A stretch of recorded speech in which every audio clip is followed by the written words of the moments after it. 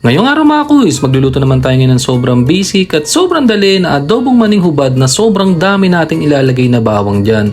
Talagang tipong di ka na mabibitin sa bawang kasi pag bumibili tayo sa mga tindahan, di ba, lagi na lang tayong nagre-request na kuya, padagdag ng bawang na parang tipo ang gusto niyang sabihin eh, bumili ka na lang kaya ng bawang. Sinimulan natin sa paghuhugas ng mani. Matik yan, masarap kumain ng mani pagka bagong hugas.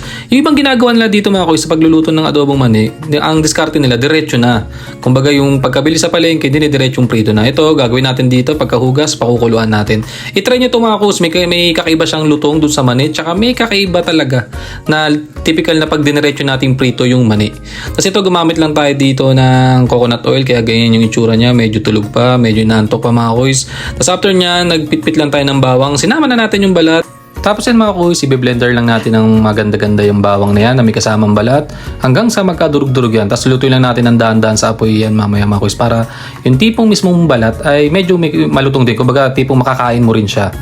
Tapos yung mga kuys, kung wala kayong blender, pwede rin mga food processor, wala rin problema.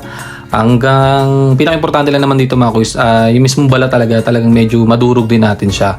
Kasi pag medyo malalaki yan, mahirapan nating mapalutong yan. So kaya ginamit ko blender. Tapos choice nyo rin mga kuys kung anong gusto nyo gamitin na mantika. Wala namang problema. Tapos pagka ganitsura yung mga kuys, nakita nyo, as in talagang naging juice na talaga, halos yung bawang sumama na siya dun sa mantika. Goods na yan.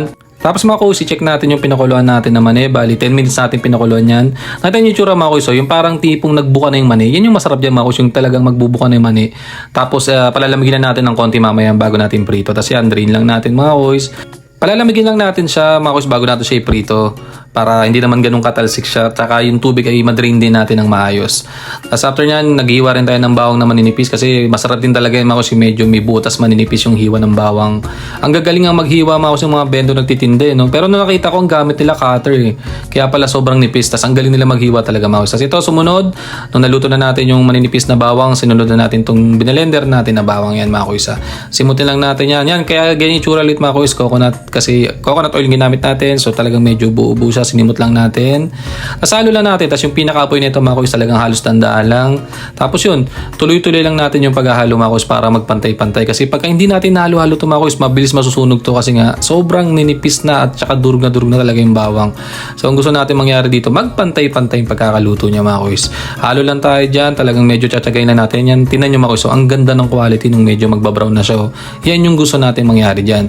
So ang technique dito mga kuys, pag nakita nyo ganyan na yung itsura ng bawang, hanggat maaari, goods na yan. Kasi pag inahon natin yan mga kuys, maluluto pa rin siya eh. May mga ilang minutes pa rin na maluluto siya yan mga kuys, diba? Medyo nag-brown siya nung inahon natin. Nung nakita ko yung quality ng pagkakaprito natin ng bawang, naisip ko ang sarap sa lugaw, ang sarap sa siomay, ang sarap sa sinangag. Tapos after yan mga kuys, doon na rin tayo magpiprito nung ating mani doon sa pinikprituhan ng bawang. Tapos yun mga kuys, dahan-dahan lang natin ibabagsak yan kasi talagang medyo matalsik din to. Kahit na-drain na natin siya kanina, nakita nyo mga kuys. So halos umapaw siya. So pag ganyan, tatansyahin mo talaga mga kuys para hindi naman umapaw. Sayang mantika, tsaka baka mapaso ka rin. Ang technique dito mga kuys, ganun din katulad sa bawang, halu-haluan lang din natin para magpantay-pantay. Tapos yung iba kaya nagkakamali dito sa pagluluto ng mani, ang gusto talaga nila makita yung brown na brown. Eh itong mani na to mga kuys, pagka ganyan na itsura niya, hanggat maaari, pwede nang iahon niya kasi magtutuloy-tuloy pa rin ang luto yan. Ang mani kasi masarap yan, palalamigin mo muna siya kasi pag kinain mo siya ng direkta ng medyo mainit pa, hindi mo pa makukuha yung pinakalutong niya. So ang gagawin mo, i-rest mo muna yan ng medyo malamig-lamig ng konti bago natin siya mapalutong. Tapos yan mga kuys, nakita niyo mga yung kulay niya yung inahon natin, nag-brown pa siya. So kung tinuloy-tuloy pa rin natin yung luto natin ngayon ng mga kuys, ang mangyari, papait na yung mani nating hubad na yan. Lalagyan na natin, nakadalawang plato tayo ng bawang na binilender natin. Tignan nyo mo, sobrang quality talaga oh. Tapos after nyan mga kuys, maglalagay na tayo ng pampalasa dyan. Matik yan, maglalagay tayo ng asin dyan, tapos maglalagay tayo ng MSG dyan or bechin. Nasa inyo naman mga kuys kung ayaw nyo maglagay ng bechin, walang problema. Pero para sa akin talaga mga kuys, pagka sa maning ganito, masarap talaga may bechin mga kuys. Ewan ko, alam ko yun din ang nilalagay ng mga nagtitinda. Masarap talaga ang bechin sa mani mga kuys. Tapos yan, nilagay na rin natin yung maninipis na ibang bawang. Sa paggawin natin yan, hahaluin lang natin mga kuys. Yung muso talaga namang, alam mo yun, talagang halos natabunan ng bawang talaga yung mani natin. Talagang di ka na mabibitin sa bawang. Tapos mga kuys, ang gawin nyo pala, pagka lumamig na to, lipat nyo sa lagay na may takip para naman kung hindi nyo maubos, at least pwede nyo siyang makain sa ibang araw na hindi siya kumukunat. Basta may takip. Sa pa bang bagay dyan mga kuys, samahan natin ng konting pampainit sa gabi yan. Yung tipong pampatulog lang naman mga kuys. Sa partner yan, mani, ay sarap naman talaga. Yan mga kuys, nakaluto tayo ng sobrang basic at sobrang daling adobong maning hubad na sobrang daming bawang. Tara mga kuys, kain. Salamat!